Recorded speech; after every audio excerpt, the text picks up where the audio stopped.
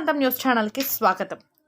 మద్యం సేవించి వాహనాలు నడిపి జీవితాన్ని అంధకారం చేసుకోవద్దని వాహనదారులకు సూచించిన ఎస్ఐ వెంకట్రెడ్డి.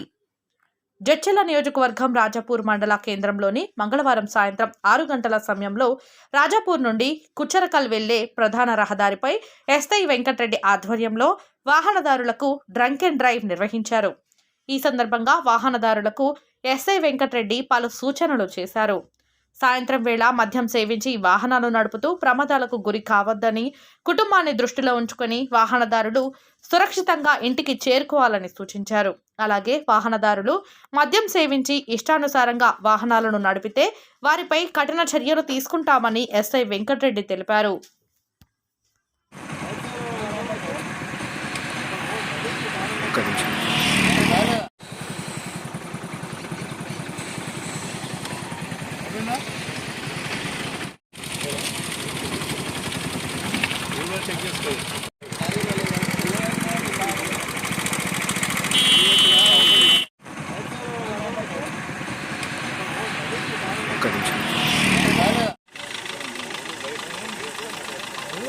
Claro.